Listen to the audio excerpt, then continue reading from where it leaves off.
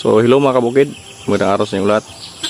So ngayon mga kabukid, meron pala akong gustong i-share sa inyo na isa sa aking mga diskarte kung paano ako maglagay ng pang-ipit doon sa ating range net.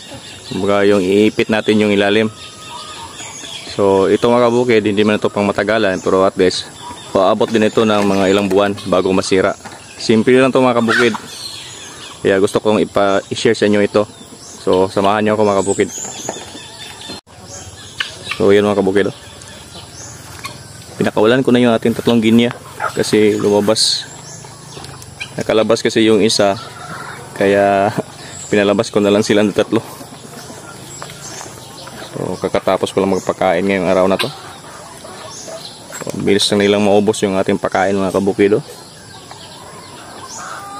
Yung darak, crack corn at saka yung ultra pack na starter, gustong gusto nila yon mga kabukid. So proceed na tayo mga kabukid sa aking sinasabi. So yung ganito mga kabukid ba, yung pang-ipit, yan. So meron akong i-share na inyo. Ito yung dati kong ginamit, pero ngayon luma na siya. Pero ngayon hindi pa rin siya sira mga kabukid, nagamit ko pa rin siya. So gagawa tayo ng iba. Ito mga kabukid, mabilis lang yung gawin yung pang-ipit. Nandyan lang sa bahay, available lang siya. So ngayon ito yung i-share ko sa inyo.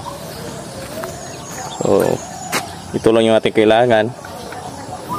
So kukuha tayo ng tornilyo. Isda. Sabang ng isda.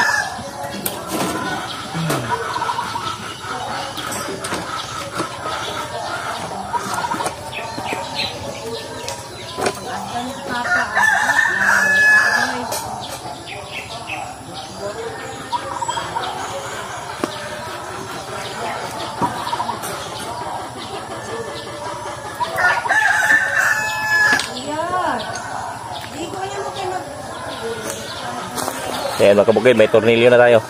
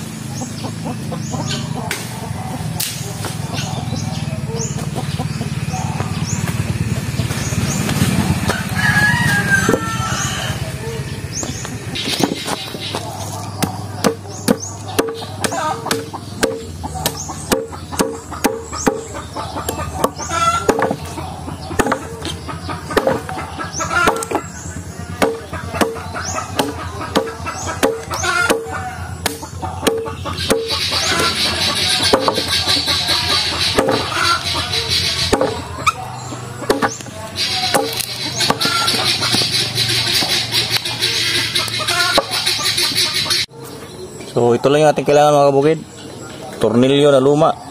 So nagbunot lang tayo dito sa ating gilid at saka sanga ng kahoy. So gawin na natin matulis dito at ganito lang kabaw sa palad. So mangyari dito maglagay tayo ng tornilyo dito. So yung ating tornilyo yan luma. So mabilis, nandyan na sa gilid ng bahay. So ganyan lang mga kabukid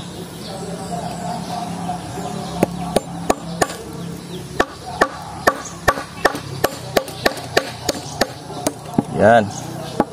So dalawa lang yung gagawin natin.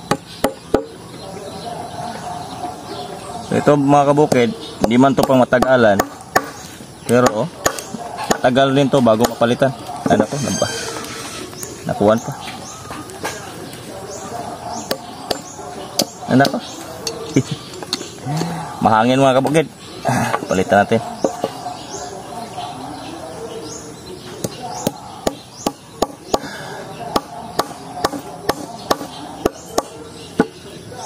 So yan, ito yung magiging itsura.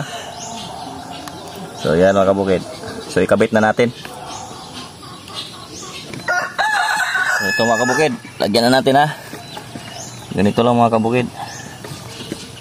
So yan. Tapos pukpukin na.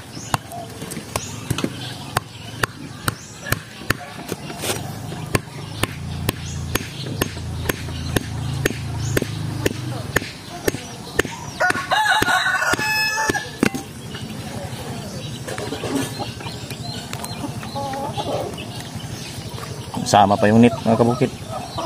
Dapat hindi isama yung net. Ito lang yung tali.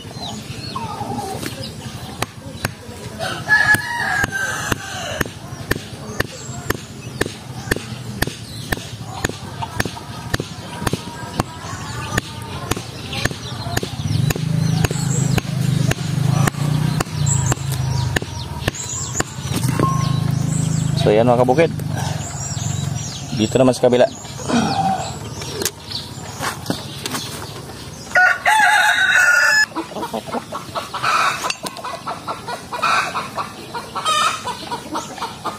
Hindi lang natin isama yung net.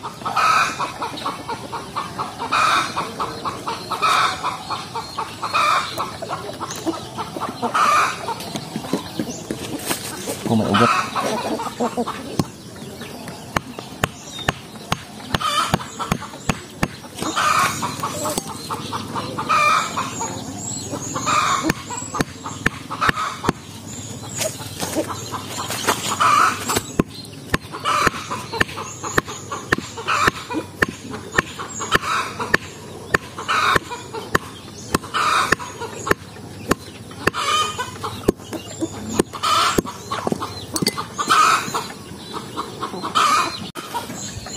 So yan mga kabukid, ito na yung ating finished product. So yan o, nakaipit siya sa lansang. Ay tornilyo pala sa Tagalog. So Bisaya kasi lansang. So yan, ganyan yung magiging itsura. So hindi man siya pang matagalan mga kabukid, pero at least ay kumbaga hindi siya pang lifetime ba, pero matagal ito bago mapalitan. So yan lang. Simple lang siya. Hindi siya masyado matarbaho. Magbubunot ka lang ng lansang ay tornilyo. Kung may pambili ka ng bago, pwede kang bumili. Yung numero 1. Tapos ang ngalan ng kahoy. So ganyan lang kaya simple. So proven and tested. Yan na yung ginagamit ko ngayon mga kabukid. Kasi dati ito yung aking estilo. Dalawa. Tapos binabaon ko na yung dalawa. Pero kapon ako mas maganda itong ganitong estilo. So yan.